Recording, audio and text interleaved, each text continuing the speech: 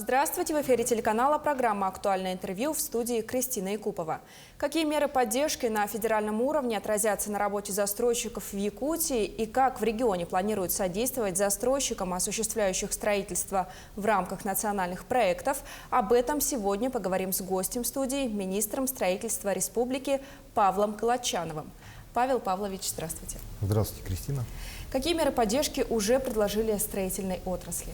На сегодняшний день по строительному комплексу у нас рассматривается три основных мероприятия. Первое – это по линии государственного заказа, это внесение изменений в государственный контракт, это быстрое контрактование контрактов, это увеличение авансирования и это адекватная реакция на увеличение стоимости строительных ресурсов и материалов.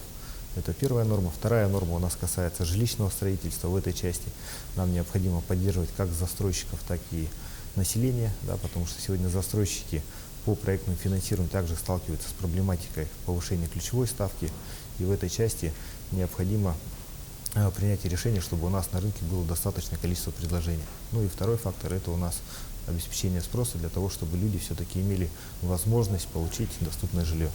Третий немаловажный фактор – это у нас в части сокращения административных барьеров, это регуляторика, это ускорение самих процессов строительства и подготовки проектов к строительству. Здесь достаточное количество подзаконных актов на уровне Российской Федерации принимается, и в этой части мы видим перед собой задачу, чтобы быстро вклиниться в эти процессы и на своем уровне, по своим полномочиям принять соответствующие решения, чтобы наши строители как можно быстрее начали строить, потому что сегодня с удорожанием курса иностранной валюты и наличие средств в государственном бюджете, наличие средств у застройщиков, необходимо как можно быстрее принимать решения по именно освоению этих средств и освоению именно в строительный процесс, именно чтобы была сама стройка. А как принятые на федеральном уровне изменения отразятся на наших застройщиках?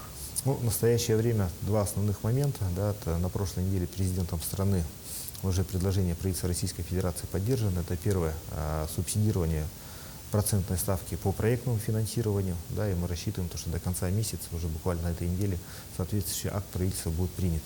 Если раньше у нас застройщики привлекали кредиты под в среднем 12% годовых, то сегодня предложение от банков составляет порядка 25%.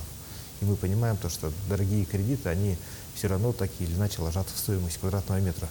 Это первое направление.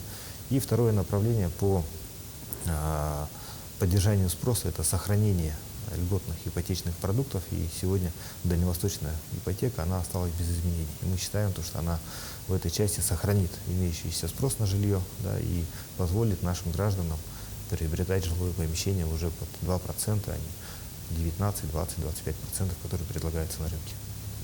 Расскажите, какие меры поддержки рынка жилищного строительства уже приняты на республиканском уровне? Сегодня, смотрите, у нас 36 объектов строится по 214 федеральному закону с счетами эскроу. Мы уже проанализировали количество квартир и видим, что на сегодняшний день у нас продано чуть более 60% квартир, и наша задача обеспечить наполнение этих 40% квартир. С выходом решения правительства по субсидированию проектной ставки по проектному финансированию, для застройщиков это будет дан сигнал, чтобы можно продолжать уже на сегодняшний день строящиеся объекты. В дальнейшем предложение по ипотеке, то, что дальневосточный будет, это тоже обеспечит наполнение. И в случае того, что мы увидим, что реализация 40% квартир будет недостаточной с учетом этих мер, мы будем принимать региональные решения для того, чтобы у нас все дома были достроены и не появились новые проблемные объекты, обманутые дольщики. Это первое направление. И второе направление у нас на сегодняшний день есть республиканское ипотечное агентство, это 100% компании принадлежит республике, и в этой части для того, чтобы сохранить темпы строительства, принято решение по увеличению уставного капитала данной компании. В текущей корректировке бюджета это будет рассмотрено, тем самым это позволит решение начать в опережающем режиме строительство 15 объектов более 130 тысяч квадратных метров. И учитывая то, что это государственная компания, органы управления могут принять решение по сохранению доступности в этих условиях стоимости квадратного метра.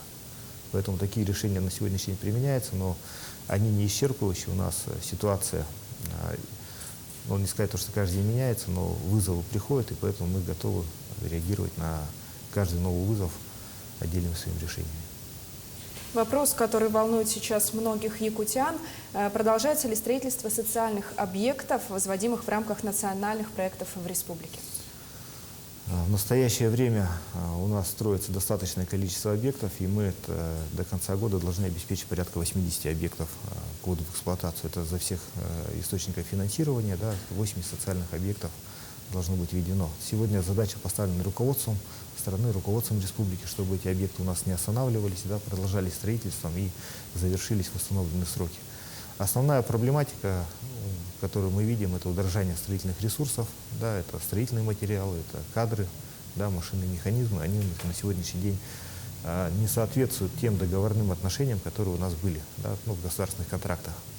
Соответственно, сегодня правительством Российской Федерации принят механизм возмещения данного удорожания, да, нормативно-правовые акты приняты, и на сегодняшний день мы вместе с заказчиком, вместе с подрядными организациями ведем работу по узакониванию вот этого удорожания. И на эти цели у нас при корректировке бюджета уже будет зарезервировано порядка 1 миллиарда 300 миллионов рублей, которые именно пойдут на удорожание работ, строительных материалов, связанных с повышением цен на строительные ресурсы. Поэтому здесь наша задача, чтобы строительные организации, которые сегодня строят, да, чтобы они не останавливали этот процесс и видели то, что правительство Республики Саха-Якутия, Республика Саха-Якутия в этой части готовы их поддержать, и то удорожание, которое произошло по объективным причинам, не по вине подрядчика, не по вине заказчика, да, мы могли именно восполнить путем заключения дополнительных соглашений к нашим государственным контрактам. Поэтому сегодня ни один объект у нас не останавливается, да, и наша задача, чтобы все в плановый срок было введено и построено. Павел Павлович, спасибо за беседу. О поддержке строительной отрасли региона мы поговорили с министром строительства республики Павлом Калачановым. Оставайтесь с нами.